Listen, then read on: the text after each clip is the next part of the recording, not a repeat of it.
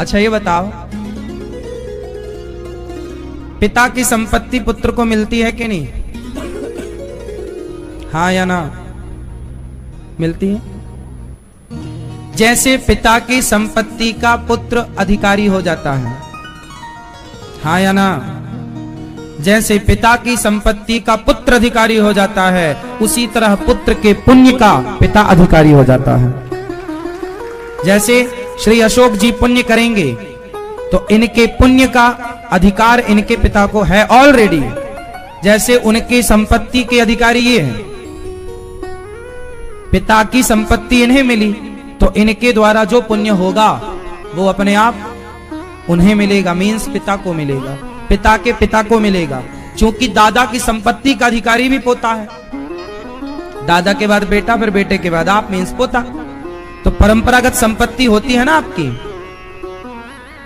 उसी तरह परंपरागत पुण्य आपका मिलता है। जैसे मां का खाया बच्चे को मिलता है। क्यों भैया? चश्मा वाले भैया बताएंगे। मां का खाया बेटे को मिलता है कि नहीं? कैसे?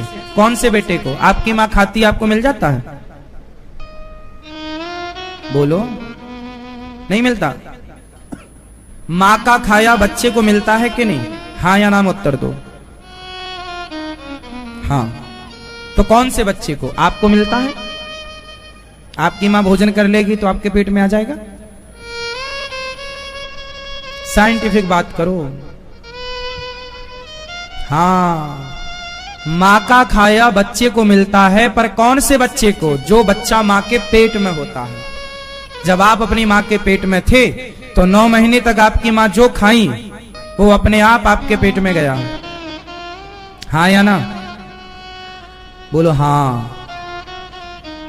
मां का खाया उस बच्चे के पेट में जाता है जो मां के पेट में होता, गर्भवती स्त्री।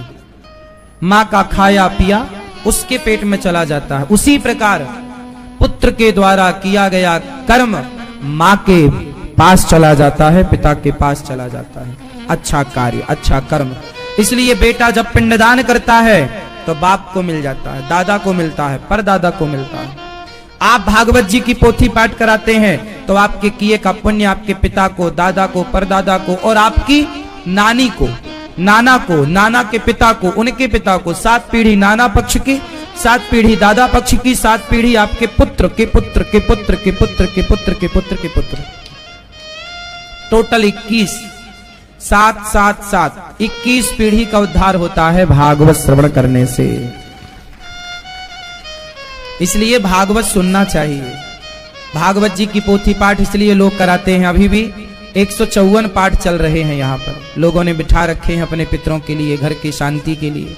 जिन्हें ज्ञान है वो तो भागवत का पाठ करा लेते हैं, जिन्हें ज्ञान ही नहीं, समझ ही नहीं, वो वंचित रह जाते हैं। इसलिए आप सब बड़े समझदार हैं कि आपने अपने पितरों के लिए शुभ कार्य का निश्चय किया। अभी 28 अप्रैल से फिर भागवत जी के पोथी पाठ होंगे, आप भी अपने पितरों के लिए कराइए। ये ब्राह्मण बड़े प्रेम से यहाँ पाठ करते हैं और आपके घर की शांति के लिए अखंड यहाँ पाठ माइक पर होता है, आप लोग घर बैठे सुन सकते हैं। बड़े विधि विधान से यहाँ पूजा संपन्न होती है, पाठ संपन्न होते हैं, बहुत विधि विधान से कार्य होता है, ताकि उसका पूरा पुण्य, पूरा फल आपके पितरों तक, आप तक पहुंचे। प्रिय भक्तों, शुभ कार्य करने का मौका लग जाए तो छोड़ो मत। कल हमने सुना कि मनु जी महाराज की 3 बेटियां जो भगवान के भक्तों को, भगवान को ही प्रकट की। मनु जी के 2 बेटे हैं, प्रियव्रत, उत्तानपाद। उत्तानपाद की 2 पत्नियां हैं, सुनीति और सुरुचि। सुनीति के पुत्र हुए हैं ध्रुव, जिन्होंने छोटी सी आयु में भगवान को पाया। पिता की गोद में बैठने गए थे ध्रुव, तो सौतेली मां ने हाथ पकड़ के गिरा दिया, तो इस गोद में बैठने का अधिकारी नहीं है। ध्रुव जी महाराज रोते रोते अपनी मां के पास आए, तो मां ने कहा कि बेटा क्या हुआ? बोले मां, हमारी उस सौतेली मां ने कहा है कि तू अभागिन का बेटा है। तो मां, क्या आप अभागिन हो? ध्रुव जी की मां ने कहा हाँ, मैं भाग्यशाली होती तो तुझे तेरे पिता की गोद में ना बैठा देती। पहले क्या होता था कि राजा लोग बहुत सारे विवाह करते थे, तो जो नारी सुंदर होती थी राजा उसके पास समय व्यतीत करता था, तो उसके बच्चे से लाड़ प्यार भी ज्यादा था, और बाकी पत्नियों के बच्चों के साथ भी और पत्नियों के साथ भी उनका प्रेम कम होता था। उत्तानपाद की 2 पत्नियां थीं, तो जो बड़ी पत्नी थी वो ध्रुव की मां सुनीति, लेकिन राजा को चमड़ी से प्यार था, तो सुरुचि की चमड़ी बहुत अच्छी थी, शरीर का डील डॉल ठीक था, अर्थात स्वरूप अच्छा था, सुंदर थी, जवान थी, तो राजा उसकी ओर ज्यादा आकर्षित थे। उसके बेटे से ज्यादा प्यार था, उसके बेटे का नाम था उत्तम। और ध्रुव जी आए गोद में, कभी मिलने आए तो वो सौतेली मां हाथ पकड़ के बाहर कर देती, तू यहां मत आना, ये तेरे पिता नहीं है। तो ध्रुव जी बोले, मां ये तो मेरे पिता हैं। हाँ हाँ जा पहले तप कर, तप करने से तुझे भगवान मिल जाए तो कहना कि मुझे सुरुचि के गर्भ से जन्म दो, जब तू मेरे कोख से जन्म लेगा तब तू इस गोद में बैठने का अधिकारी होगा। अच्छा, स्त्रियों को एक बीमारी होती है। कौन सी बीमारी? कि मेरा बेटा भले गलत हो, जैसे गांधारी को बीमारी थी, भले गलत था दुर्योधन, लेकिन नहीं, राजा वही होना चाहिए। जाओ पांडवों को मार दो, भले पांडव धर्म के रास्ते पर हैं। स्त्रियां जरूरत से ज्यादा पुत्र मोह में उलझती हैं। उलझना, पुत्र से प्यार करना बुरा नहीं है, पुत्र से प्रेम करना बुरा थोड़ी है, पर अपने पुत्र से प्रेम करना और दूसरे के पुत्र से नफरत करना यह बुरा है। सुनीति भी यही करती थी और गांधारी भी यही करती थी, सुरुचि उत्तम से तो प्यार और ध्रुव से नफरत। नफरत ना होती तो गोद से क्यों उतारती? वो अपने बाप की ही तो गोद में बैठा था, कोई पड़ोसी की गोद में थोड़ी बैठा था। लाला इसको थोड़ा तेज कर दे लाला। तो सुरुचि अपने बेटे को राजा बनाना चाहती है, भले वो नालायक क्यों ना हो। पहले स्त्रियों में ये बहुत राजा लोग कर लेते थे खूब सारे ब्याह, फिर वो पत्नियों में अंदर अंदर युद्ध चलता रहता था कि मेरा बेटा राजा बनेगा, मेरा बेटा राजा बनेगा, मेरा बेटा राजा बनेगा। यही होता था। आप पुराना इतिहास उठाओ, सब स्त्रियों में ये झगड़ा था कि मेरा बेटा राजा बनेगा, मेरा। अरे और तो छोड़ो, कैकेयी के अंदर क्या लोभ आया था? जग जाहिर है कि स्त्रियां चाहे नालायक ही क्यों ना हो बेटा, लेकिन उसी को स्त्रियों के अंदर ये आदत पहले से ही है। कैकेयी मां राम को निकालती हैं घर से, जा तू वनवास, मेरा बेटा राजा बनेगा, मेरा।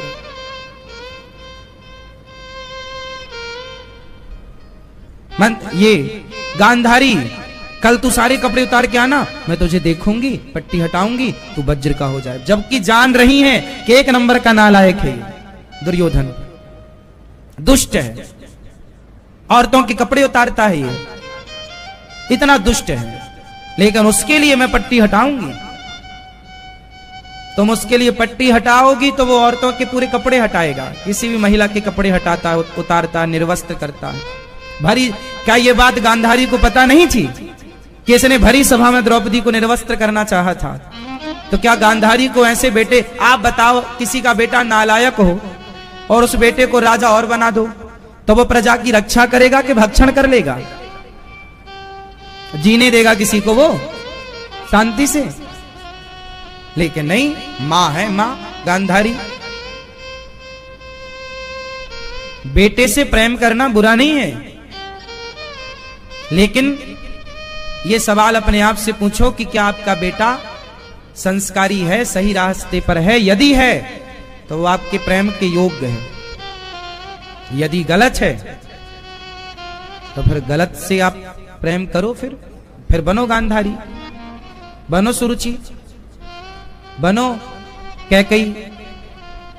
ये 3 माँ के मैंने नाम बताए इतिहास में, ये तीनों माँ गलत थी, जिन्होंने अपने बच्चों के लिए, जबकि इनके बच्चे सही थे, इनमें से जैसे भरत जी सही थे, कैकेयी गलत थी, भरत सही थे, यहां सुरुचि गलत थी, पर जो इनका बेटा उत्तम था वो, उसका बहुत चरित्र नहीं मिला, इतिहास नहीं मिला, पर ठीक था।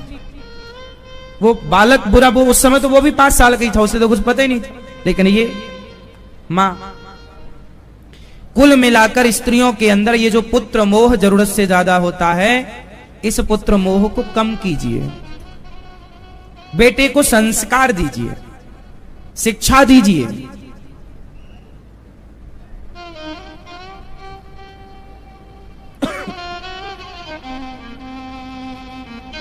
अब हुआ ये कि ध्रुव जी को निकाल दिया और अपमानित किया, मेरे पेट से जन्म ले पहले, तब तू राजा बनेगा। राजा बनने के लिए तुम्हारे लिए तपस्या करूं भगवान की। ध्रुव जी गए और राजा बड़े दुखी थे कि मैंने ध्रुव का पक्ष नहीं लिया। मां ने समझाया, बेटा तू चिंता ना कर, तप कर। ध्रुव जी तपस्या करने गए तो नारद जी मिल गए। नारद जी ने मंत्र दिया, ओम नमो भगवते वासुदेवाय। जब आप सच्चे होते हैं, जब आप सही होते हैं, तो आपका प्रकृति भी और परमात्मा भी साथ देते हैं, और जब ईश्वर साथ देते हैं तो समझ लो,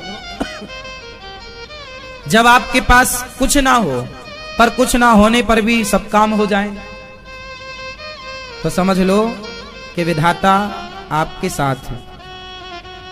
जब सारे लोग आपका साथ छोड़ चुके हों, तब कोई अकस्मात आपका साथ देने आ जाए, समझ लो कि इस रूप में ईश्वर ही आपका साथ देने आए हैं। जब आप रास्ता भूल गए हो और कोई आपको रास्ता बताने आ जाए, तो समझ लो इस रूप में भगवान ही रास्ता बताने आ गए हैं। जब आप आत्महत्या करने के लिए निकल चुके हो और तभी अकस्मात आपको कोई कह दे, समझा दे और आपको रोक दे कि ये काम गलत है, तो वो रोकने वाला कौन था? ईश्वर ही था। इस संसार में भगवान का मिलना कठिन नहीं। आप जितने लोग यहां बैठे हैं, मैं गारंटी से कह सकता हूं कि कभी ना कभी किसी ना किसी मोड़ पर आप सबको भगवान जरूर मिले होंगे, बस आप पहचान नहीं पाए। जैसे कैकेयी को भी भगवान मिले थे। कैकेयी ने तो गोद में लिटाकर दूध पिलाया था। कैकेयी ने तो राम की कंघी की थी, आंखों में काजल लगाया था, गालों का चुम्बन किया था, साथ में सुलाया था, नहलाया था, श्रृंगार किया था। इतना करने के बाद वो कैकेयी राम को ना पहचान पाई। तो कैकेयी को तो राम मिले ही थे ना, बोलो हाँ, क्या पहचान सकी? उसी तरह आपको ना जाने कितनी बार भगवान मिले होंगे, क्या आप पहचान सके? रावण को राम मिले तो थे, दुर्योधन को कृष्ण मिले तो थे, कंस को कृष्ण मिले तो थे, शिशुपाल को कृष्ण मिले तो थे, पर शिशुपाल को मिले तो थे, पर वो गालियां देता था, कहां पहचान पाया? ऐसे हमें, आपको सबको ना जाने किस रूप में नारायण मिल जाए। राम जब वनवास गए तो वनवास में रहने वाले लोगों को क्या राम नहीं मिले? कितने बंदर भालू राम की सेना में थे, पर क्या वो सारे बंदर भालू राम को भगवान मानते थे? कुछ हनुमान जी, अंगद, जामवंत, सुग्रीव, कुछ लोग समझ पाए कि ये भगवान है। बाकी तो सब समझ पाए कि अरे चलो, रावण ने इनकी पत्नी चुराई है, चलो हम लड़ते हैं रावण से, चलो हाँ हम साथ देंगे आपका। साथ दिए वो, क्योंकि वो एक टुकड़ी थी। बहुत सारे जंगल के सेनाओं को राम जी ने इकट्ठा किया था ना, तो बहुत सारे, जैसे आपकी सेना में 500 लोग हैं, फिर इनकी सेना में 500 लोग हैं। ऐसे बहुत सारे सरदारों को, सरदार मीन्स मुखिया, टुकड़ी होती है ना, टुकड़ी, एक टुकड़ी में 500 सैनिक हैं। सेना भालुओं की सेना, बंदरों की, अब जैसे बंदरों का भी जत्था होता है, पता है बंदरों में भी लीडर होता है। एक बंदर का, बंदरों में एक लीडर होता है और बाकी सब उसकी बंदरिया, बच्चे, वो सब एक साथ, जहां एक बंदर जाएगा वहां सब उसकी टोली साथ जाएगी, और उसकी टोली में दूसरा घुसेगा तो वो लड़के उसको भगा देंगे।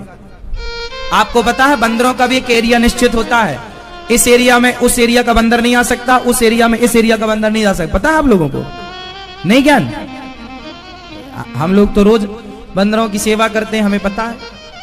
हम बंदरों को केला खिलाते हैं तो बंदरों को, वो उसी एरिया के बंदर आएंगे, डांटती थोड़ी है, प्यार ही करती है, उसे साफ करके प्यार करती, गले लगाती है।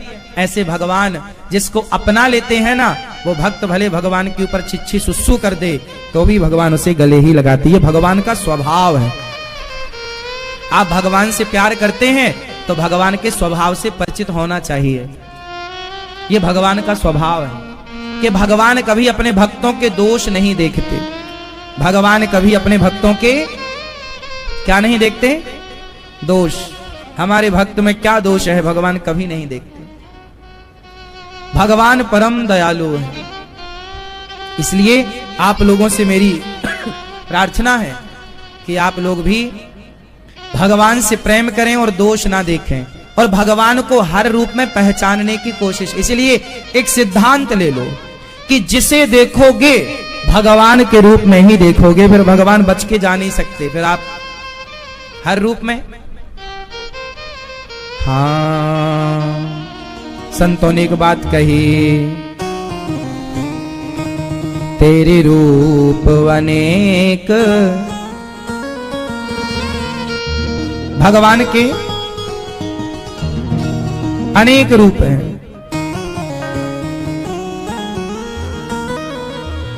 तेरे रूप अनेक, तू एक ही है। तेरे रूप अनेक, तू एक ही है। भगवान अनेक रूप, कोई भी रूप में आ जाए हमें पहचानना है, ये चुनौती है हमारे सामने। हर रूप में पता नहीं, ना जाने किस रूप में नारायण मिल जाए।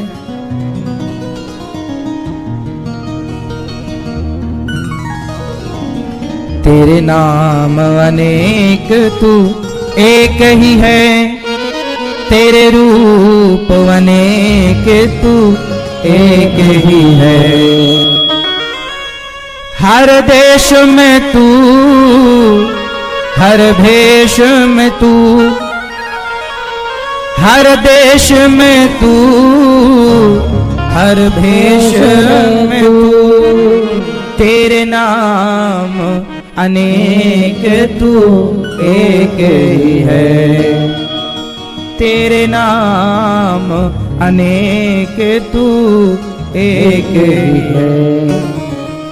तेरी रंग भूमि यह विश्वधरा, तेरी रंग भूमि विश्वधरा। सब खेल में तू, हर मेल में तू, सब खेल में तू, सब मेल में तू। हर देश में तू, हर भेष में तू। तेरे नाम अनेक, तू एक ही है। तेरे नाम अनेक, तू एक ही है। सागर से उठा बादल बनके, सागर से उठा बादल बनके। बादल से गिरा जल, जल बन के। बादल से गिरा जल हो करके, फिर नहर बना नदिया गहरी। फिर नहर बना नदिया गहरी। तेरे भिन्न प्रकार तू एक ही है। हर देश में तू हर भेष में तू, तेरे नाम अनेक तू एक ही है। चोटी अणु से परमाणु बना, छोटी से परमाणु बना, छोटे से अणु से परमाणु बना, छोटे से अणु परमाणु परमाणु बना। सब जीव जगत का रूप लिया, सब जीव जगत का रूप लिया। कहीं पर्वत वृक्ष विशाल बना, कहीं पर्वत वृक्ष विशाल बना। सौंदर्य तेरा सब रूप ही है, सौंदर्य तेरा सब रूप ही है। हर वेश में तू, हर देश में तू, तेरे नाम अनेक तो एक ही है। हर रूप में, पेड़ हो, पौधा हो, पानी हो, आग हो, हर तत्व के रूप में ईश्वर है। आपका जो नाम है वो सब ईश्वर के ही नाम है। आप भगवान ही हो। हमें पत्थर में ही भगवान क्यों देखने हैं? हम इंसानों में भगवान क्यों ना देखें? पत्थर में ही क्यों देखें? इंसानों में ही क्यों ना देखें? पत्थर में भी देखें और इंसानों में, नदियों में, हर जगह।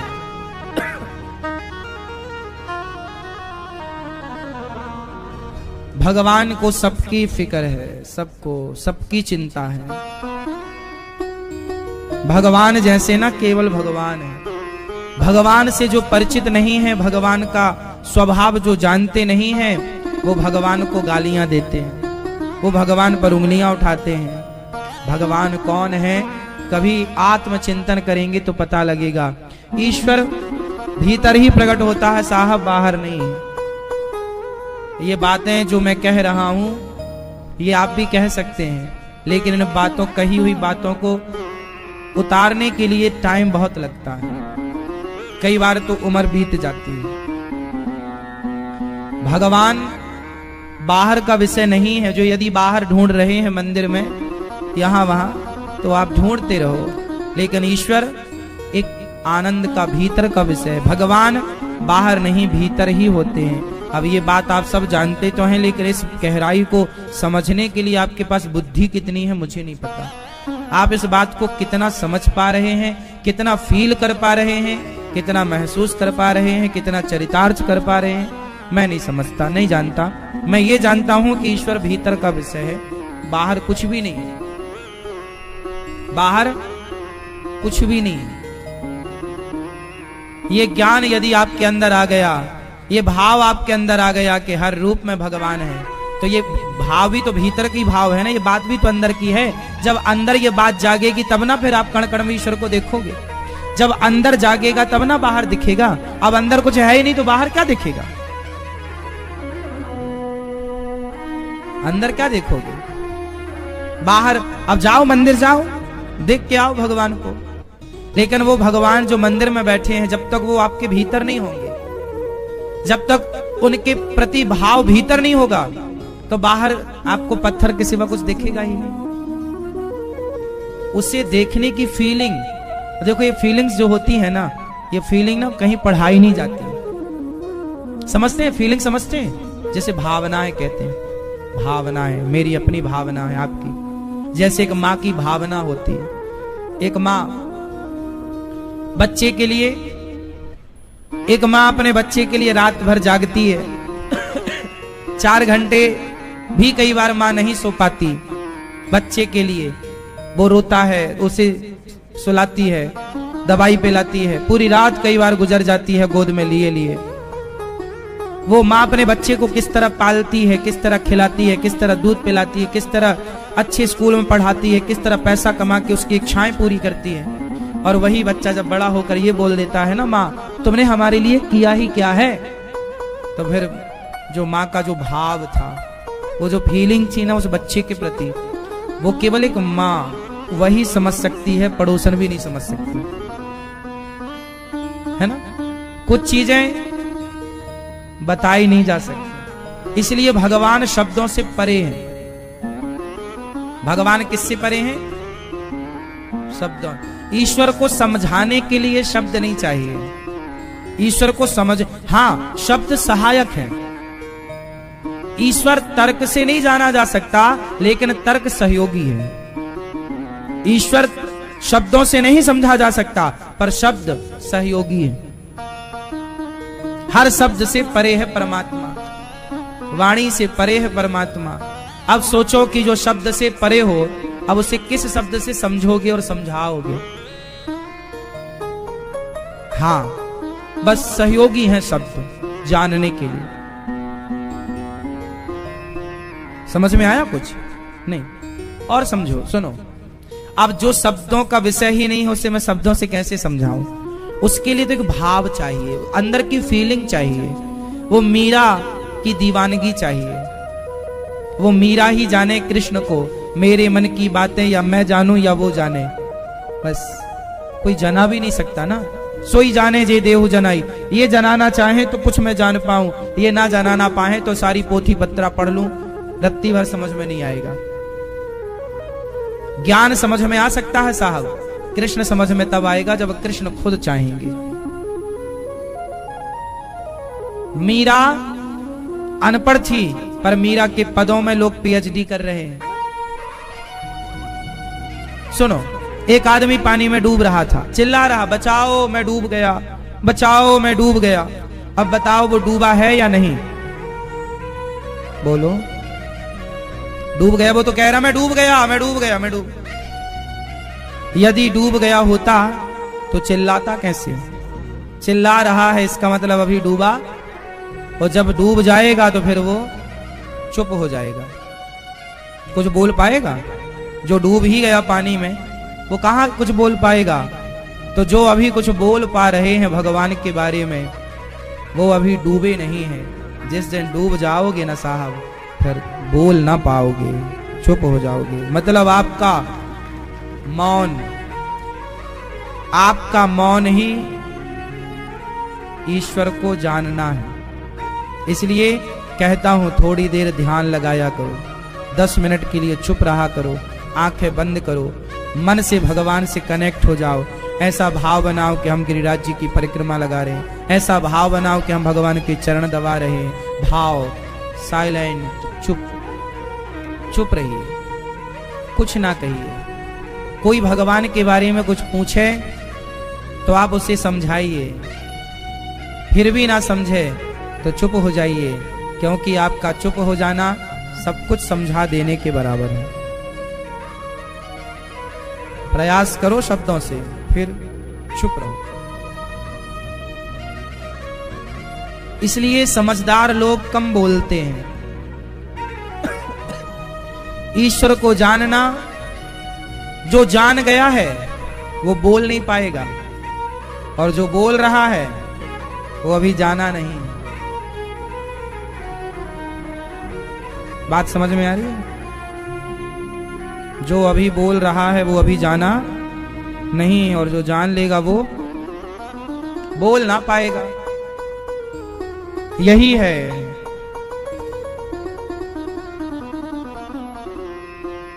जब भगवान को जान लेता है ना कोई, तो वो अकेले ही बड़बड़ाता रहता है, अकेले ही बातें करता रहता है। उसे लगता कि सामने भगवान है, वो भगवान से बात करता, लोगों को ऐसा लगता बड़बड़ा रहा है। लोग नहीं कहते पागल हो गया। तो भगवान के प्रेम में, भगवान की भक्ति में ये पागलपन चाहिए। अर्जुन जब सोया करते थे, एक बार द्वारिका गए अर्जुन, तो अर्जुन द्वारिका गए तो थके थे, भगवान बोले जाओ थोड़ा विश्राम कर लो। अर्जुन जा करके सो गए।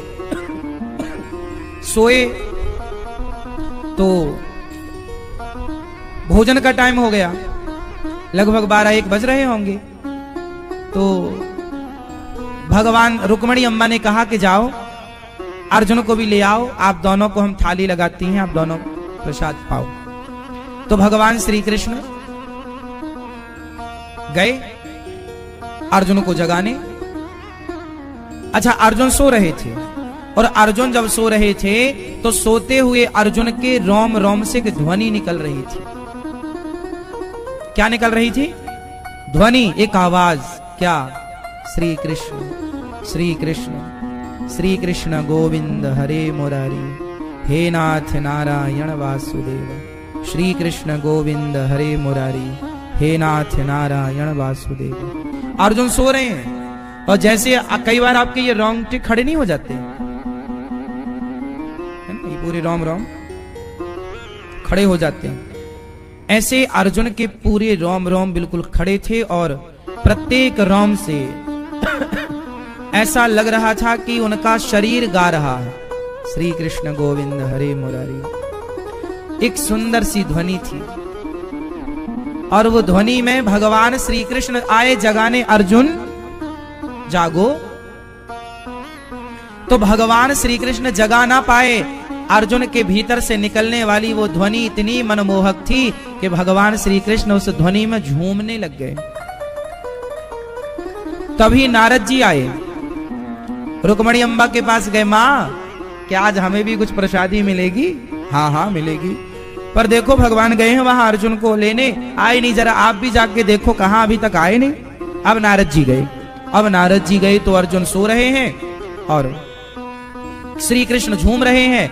तो नारद जी भी अपनी वीणा में तान छेड़ते हैं, सुर मिलाते हैं, और वो भी बड़े प्रेम से श्री कृष्ण गोविंद हरे मुरारी, हे नाथ नारायण वासुदेव।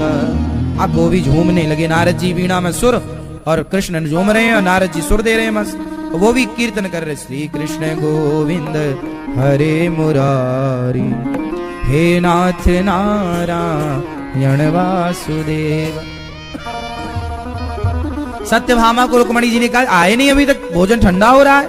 अब सत्यभामा जी गई, और जैसी गई तो करंट है ना, ये जैसे कोरोना एक को हुआ तो एक को जिसने टच कर लिया उसे भी हो गया, उसी तरह ये प्रेम, ये भक्ति, ये भी एक बीमारी है।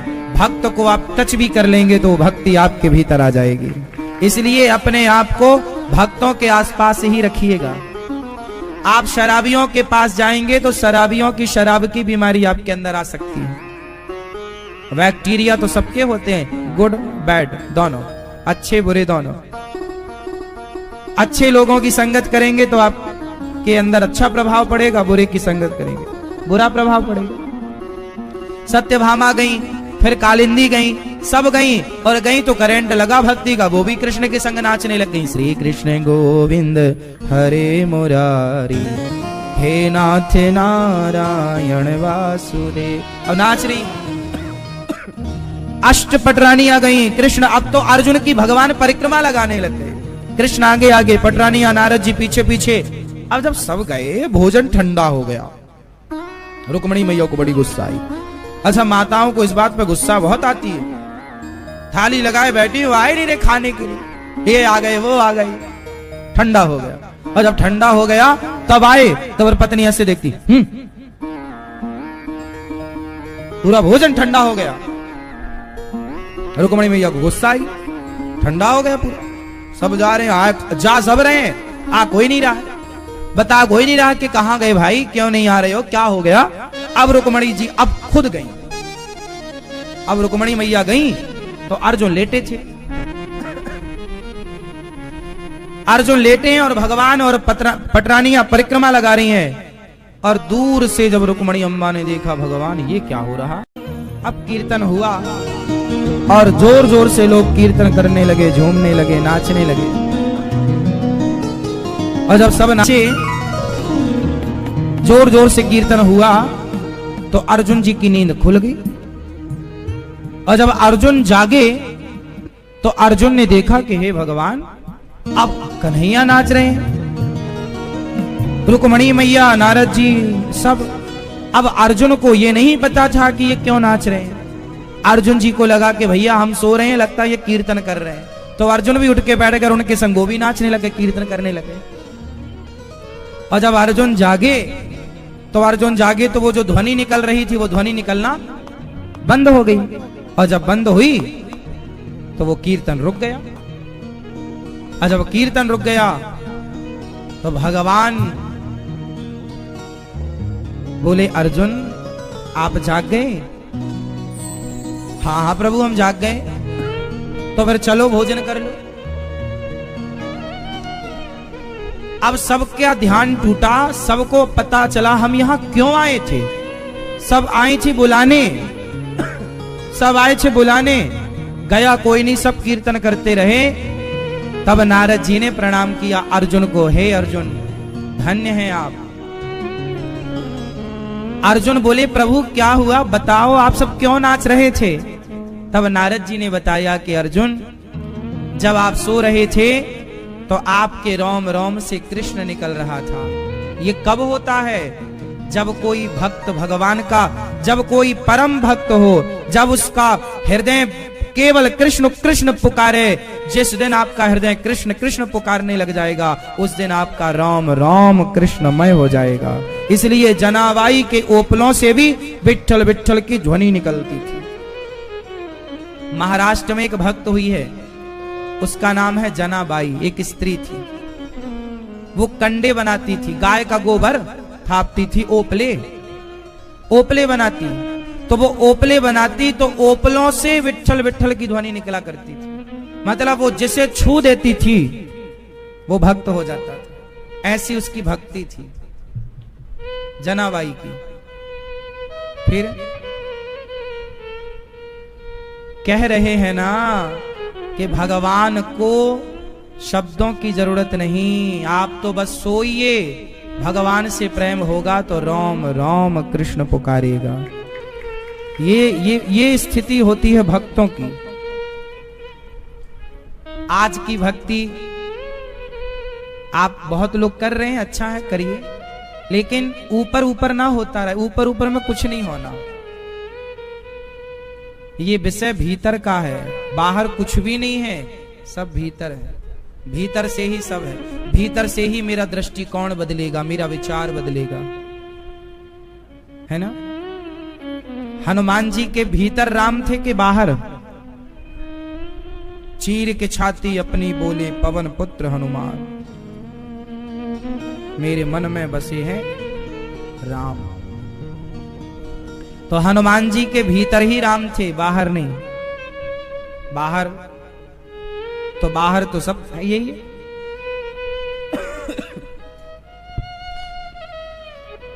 ध्रुव जी महाराज को नारद जी ने मंत्र दिया, जाप किया, भगवत प्राप्ति हुई, ईश्वर को पा लिया, राजा बन गए। भाई को यक्षों ने मारा, यक्षों को मारा, मनु जी ने समझाया, सब कुछ हुआ, समझ गए। मृत्यु के सिर पर पांव रखकर ध्रुव जी भगवान के धाम को चले गए। बोलिए ध्रुव जी महाराज की जय। इनका विवाह हुआ था। कल्प और वत्सर इनके पुत्र थे। इला नाम की एक पत्नी और थी, उत्कल इनके पुत्र हुए। ध्रुव जी भगवत धाम गए, ध्रुव तारा बनकर चमक रहे हैं।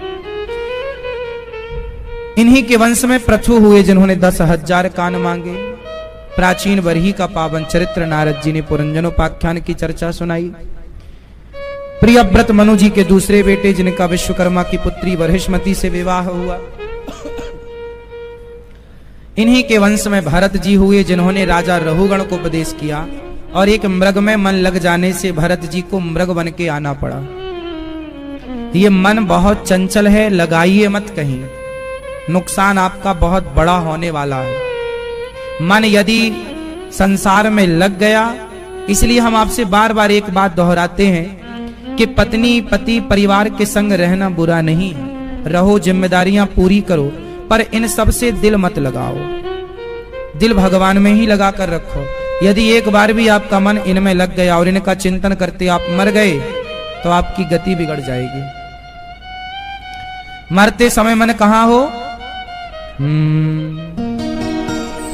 इतना तो करना स्वामी जब प्राण तन से निकले गोविंद नाम लेकर, मेरे प्राण तन से निकले, उस वक्त जल्दी आना, नहीं श्याम भूल जाना, मुरली मधुर बजाना। जब प्राण तन से निकले, श्री गंगा जी का तट हो, मेरा सावेरा निकट हो, मेरे मुख में तुलसी दल हो। जब प्राण तन से निकले, इतना तो करना स्वामी। भगवान से इतनी प्रार्थना कि भगवान का चिंतन करते हुए प्राण निकल जाए। भरत जी एक मृग का चिंतन करते मरे तो उन्हें मृग बनना पड़ा। हाँ, इसलिए आप चिंतन किसी का ना करें, भगवान का करें। राजा रघुगण को उन्होंने उपदेश किया, है ना। इसके बाद 28 प्रकार के नरकों का वर्णन सुखदेव भगवान ने किया। जो जैसा पाप करता है वैसे नरक में जाता है। अच्छा ये बताओ, हम जो करते हैं अच्छा या बुरा, उसका कर्म फल भोगेगा कौन? कौन भोगता है बताओ? कौन? आप भोगते हैं? हाँ या ना भैया? हम जो कर्म करते हैं अच्छा या बुरा, वो भोगता कौन है? आप बताएंगे चश्मा वाले दादाजी। जो हम अच्छा या बुरा कर्म करते हैं उसका फल कौन भोगता है? हम भोगते हैं ना। तो हम कौन हैं? कौन भोगता है? शरीर। शरीर तो यहीं जल जाता है चिताओं में। कुछ लोग तो बहुत बड़े पापी होते हैं, एक अटैक आया, जरा भी कष्ट नहीं हुआ, तुरंत मर गए। तो भोगे कहां? शरीर तो जल गया। फिर जो किया था सारा पाप, वो कौन भोगता है? हाँ, अगले जन्म में आता है ना। क्या प्रोसेस इसका? किस तरह अगला जन्म होगा हमारा? कैसे भोगना पड़ेगा? कुछ पता है? आइडिया है? हाँ हाँ, जैसे कर्म करेंगे वैसे तो भोगते हैं, लेकिन किस तरीके से, अर्थात कैसे कैसे हम कहां कहां जाके अपना हिसाब किताब करते हैं, पूरा प्रोसेस आपको पता है? तो सुनो, कौन भोगता है? जैसे आपने कहा कि हम भोगते हैं, तो हम तो चिता पे जल जाते हैं, तो फिर भोगेगा कौन? आप तो जल गए चिता पर, फिर भोगा कौन? कौन भोगा?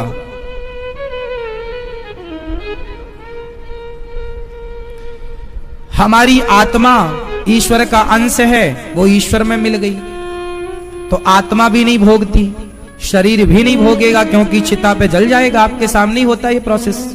फिर ये जो हम कहते हैं स्वर्ग जाओगे, नरक जाओगे, तो ये कौन जाएगा? कौन भोगेगा हमारे गुनाहों का फल? जानते हो, हमने एक दिन बताया था 4 चीजें: मन, बुद्धि, चित्त, अहंकार, अंतःकरण चतुष्टय। हमारा जो सूक्ष्म शरीर है, उसी सूक्ष्म शरीर का नाम है मन, बुद्धि, चित्त, अहंकार। चारों को मिलाकर एक सूक्ष्म शरीर होता है। आपके कितने शरीर हैं? एक ही? आपके 3 शरीर हैं। एक तो ये बैठा है, एक शरीर वो है। आपने कभी सपना देखा है? स्वप्न, हाँ या ना? तो जब आप सपना देख रहे थे तो आपका शरीर बिस्तर पर सोया था, पर एक शरीर और था जिससे आप सपना देख रहे थे, दौड़ रहे थे, भाग रहे थे, हंस रहे थे, रो रहे थे, खा रहे थे सपने में। और आपको याद भी था कि आज हमने सपने में फलाने से बात की, फलाने से मिले, आज हम सपने में गंगा नहाए, आज हम सपने में वृंदावन गए। तो आपको याद भी है सपना, आपका हाथ पांव सब कुछ था सपने में। तो वो कौन था आपका? वो वही है हमारा सूक्ष्म शरीर। वो हमारा क्या है? सूक्ष्म शरीर। स्वप्न को देखने वाला जो है उसी को आध्यात्म क्या नाम दिया है? सूक्ष्म शरीर। और एक तीसरा शरीर होता है जिसे कारण शरीर कहते। कारण मतलब जिस कारण आप मनुष्य बने, जिस कारण आप स्त्रियां बनी, आप पुरुष क्यों नहीं बनी? कारण था ना कि आपको स्त्री ही बनना है, आपको पुरुष। जिस कारण आप 84 लाख योनियों में जाते हैं, वो कोई देखो बिना कारण के कार्य नहीं होता, हर कार्य के पीछे कारण होता है। आप वृंदावन आए तो इसका कारण था कि आपको कथा सुनने जानी है, बिहारी जी का दर्शन करें, ये कारण था। तो कार्य तभी होता है जब कोई कारण होता है, बिना कारण के कोई कार्य होता है? दादाजी भटक गए आप। बिना कारण के कार्य होता है? हर कार्य के पीछे कोई ना कोई कारण होता है। बोलो हाँ, ये भैया बोलेंगे। तो वो कारण ही कारण शरीर है। तो 3 शरीर शास्त्रों ने बताए हैं, एक स्थूल जो ये बैठा है, एक सूक्ष्म जो स्वप्न को देखता है, एक तीसरा कारण जिस कारण से आप ये कार्य करने आए, मनुष्य का कार्य करने 25, 50, 100 साल के लिए आप आए हैं, तो कार्य करने ही तो आए हैं ना। तो कार्य कर रहे हैं तो कारण तो होगा, उस कारण को ही कारण शरीर कहते हैं। तो कारण शरीर तो है, लेकिन जो हम मरते हैं तो हमारा शरीर जल जाता है, आत्मा ईश्वर में मिलती है, लेकिन यमदूत पकड़कर किसे ले जाते हैं? सूक्ष्म शरीर को। जो स्वप्न देखने वाला, यमदूत उसे पकड़कर ले जाते हैं और उसे यातनाएं देते हैं। जैसे आपने पाप किया है तो पाप का फल भोगना पड़ेगा, नरक जाना। 28 नरक होते हैं। आपने मछलियां खाई हैं तो वहां बड़ी बड़ी कढ़ाइयां हैं, मछली की तरह आपको भी डाल दिया जाएगा। आपको दर्द होगा, कष्ट होगा, पीड़ा होगी, पर मरेंगे नहीं। वहां आपके सूक्ष्म शरीर को बहुत यातनाएं दी जाती हैं, बहुत कष्ट होता है। आपने पुण्य किया है तो आप वैकुंठ चले जाएंगे, पाप किया है तो नरक, फिर नरक के बाद 84 लाख योनियां, कुत्ता बनो, बिल्ली बनो, नाली का कीड़ा बनो, मच्छर बनो, मक्खी, ये सब बनना पड़ता आपको। फिर कहीं जाकर ये मानव का शरीर मिलता है कि भाई अब अच्छे काम करना, वरना फिर नाली का कीड़ा बनोगे। तो 84 लाख योनियों के बाद कहीं जाकर ये मानव का शरीर मिला है। अब ये शरीर पाकर अब गलत ना करना, क्योंकि ये ईश्वर को पाने का अंतिम रास्ता है। ये शरीर साधन धाम मोक्ष कर द्वारा, ये शरीर ईश्वर को पाने का आखिरी बस उपाय है, आखिरी रास्ता है, ये साधन है ईश्वर तक पहुंचने का। अब इस शरीर से ईश्वर तक नहीं पहुंचे तो फिर गिरोगे 84 लाख सीढ़ियां नीचे, फिर वही नाली के कीड़े से। इसलिए बड़े भाग्य पायहि सतसंगा, बड़े भाग्य मानुष तन पावा, बड़े भाग्य से मिला है। अब मैं हाथ जोड़ के कहता हूं, हर गलत काम से मन हटाओ और अच्छे काम करते हुए प्रभु में मन लगाओ। मोक्ष को पाना साहब, वरना बहुत पछताओगे। ये मानव का शरीर पाकर आपने यदि मोक्ष नहीं पाया, ईश्वर को नहीं पाया, तो आपने सब कुछ पाया तो उसकी कोई वैल्यू नहीं है। है कोई वैल्यू? आप पालो, क्या पाए हो? क्या है आपके पास? पत्नी है, बेटा है, पैसा है, इसकी कोई कीमत नहीं होती। ये तो यहीं का सामान है, यहीं आप छोड़ के जाएंगे, ये वहां ना जाएगा कुछ। बोलो हाँ या ना? दादाजी हाँ कि ना? हाँ। अजामिल जैसा पापी, तो आपके संग कौन जाता है? आपके द्वारा किया गया पुण्य। इसलिए पुण्य करो, अच्छे कर्म करो, झूठ से बचो, छल से बचो, गलत से बचो, अच्छे राह पर चलो। कोशिश करो कि हम किसी के काम आ जाएं। अजामिल जैसा एक पापी था, बड़ा दुष्ट पापी अजामिल। अपनी पत्नी छोड़ के एक वैश्या से प्यार कर लिया, 10 बच्चे पैदा किए, पर छोटे बेटे का नाम नारायण रखा। तो मरते समय बुलाया बेटे को, बेटे ने नहीं सुना, परमात्मा का नाम नारायण है, परमात्मा ने सुन लिया। दूरे क्रीडन का सक्तम पुत्रम नारायणावयम, नारायण बुलाया, परमात्मा ने सुन लिया, परम गति प्रदान कर दिया, अजामिल का उद्धार। इसलिए कहता हूं मरते समय भगवान का नाम निकले, ये आपकी सद बुद्धि से ही संभव है। अजामिल का उद्धार हुआ, इंद्र के हाथों वृत्तासुर का उद्धार हुआ। एक बार प्रहलाद जैसे भक्त के लिए यदा देवेषु वेदेषु गौसु विप्रेषु साधुषु धर्म